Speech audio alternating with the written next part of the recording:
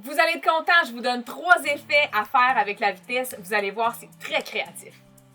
Mais avant, je me présente, je suis Véronique Bégin, experte formatrice photo et aussi photographe. Je me spécialise en portrait photo. Mon école, le Studio de formation en photographie Québec, dans lequel on a plus de 23 formations à vous offrir. On a des cours sur place à Québec, mais aussi en ligne, qui pour la plupart sont avec moi. Donc, les 3 effets à faire avec les sujets en mouvement, vous allez voir, c'est vraiment merveilleux. On va d'abord figer le sujet, dessiner et pour finir, filer. Figer le mouvement. Pour capter l'instant d'un moment, quelquefois imperceptible à l'œil.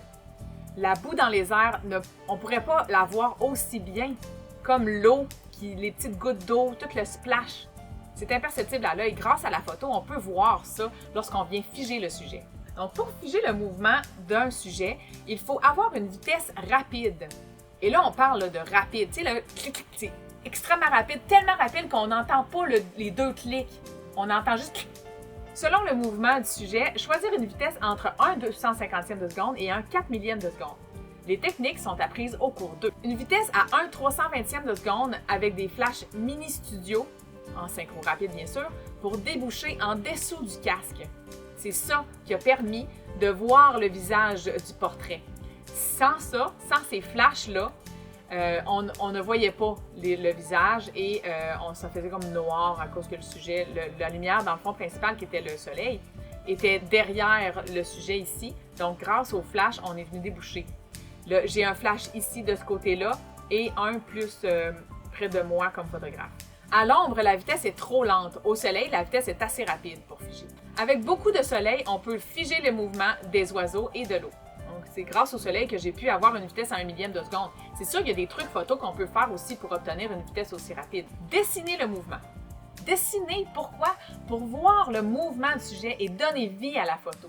Dans le fond, grâce à une vitesse un peu plus lente, on vient comme dessiner le mouvement, on voit le mouvement des pieds. Le corps est quand même net, mais le mouvement des pieds, le ballon, tout ça grâce à cette vitesse-là. Même chose ici, son visage est net, mais sa robe tourne parce que sa robe va plus vite que son visage. J'ai réussi à obtenir une vitesse parfaite qui fait que son visage est net, mais le corps est encore flou. On voit le mouvement, on sent le mouvement, c'est merveilleux. Ça fait des photos très artistiques. Pour dessiner le mouvement d'un sujet, les sujets doivent bouger une partie de leur corps plus vite que le reste. Dans le fond, c'est comme quand quelqu'un joue du piano. Les mains vont plus vite que le corps. Le yo-yo aussi, le ballon, on tape des mains, lance des feuilles, je sais pas. Mais quand vous avez un sujet qui a un mouvement plus rapide que le reste, dans le fond de son corps, c'est vraiment une photo, un sujet parfait pour faire ce genre d'effet-là, de l'effet dessiné. Comme la chute d'eau. Tout le reste à part la chute, à part l'eau qui coule, tout le reste du paysage est très stable. Donc, on peut venir dessiner le mouvement de l'eau très facilement avec un trépied, bien sûr.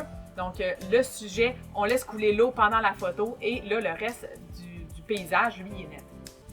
Si le sujet bouge de tout son corps ou que la vitesse est trop lente, le sujet sera flou. Donc ici, l'enfant, il a comme sauté. Ce qui fait que c'est tout le corps au complet, la tête, elle reste pas au même endroit, tu sais. Elle va sauter avec le reste du corps. Donc, tout le corps saute, tout le corps bouge. Ça fonctionne pas. On peut ralentir encore plus si on veut créer davantage de flou et créer des fantômes. C'est tellement impressionnant, je trouve que ça rajoute beaucoup de vie dans une photo. Ici, cette photo-là, on dirait qu'il y a un son. On est capable d'entendre. Il y a beaucoup de vie, ça bouge, il y a dynamisme. Il y a des gens dans cette photo-là qui sont presque effacés. Donc, des fantômes. La nuit, on peut ralentir davantage les vitesses et dessiner avec les lumières sur la photo. Choisissez la vitesse la plus lente pour plus de tracés de lumière.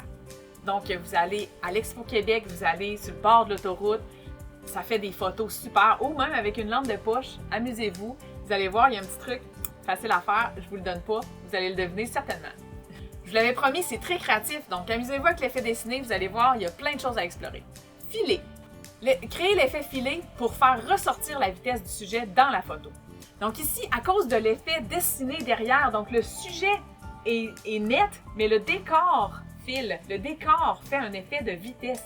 Et grâce à ça, ça nous donne l'impression que le sujet va super vite. Bon, oui, il allait vite, là, mais quand même pas de casse, là, tu sais. Cette technique-là, on l'apprend au cours 2. Malheureusement, ça serait trop compliqué de vous expliquer ça dans une vidéo rapide comme ça. C'est vraiment le truc, si vous voulez faire ça, prenez le cours 2, on vous explique tout, même on va pratiquer à l'extérieur lors des cours sur place. Ça fonctionne avec les sujets qui ont un mouvement droit et constant. Quelqu'un qui roule, quelqu'un qui glisse, quelqu'un qui fait du ski, quelqu'un qui se balancine, ça fonctionne. Mais quelqu'un qui court, ça ne fonctionnerait pas parce que son mouvement est plus saccadé, moins continu, moins linéaire. Donc, c'était les 3 effets à créer avec le sujet en mouvement. On a vu figer le sujet, dessiner et, pour finir, filer le mouvement. Vous avez des questions? N'hésitez surtout pas à me poser en commentaire.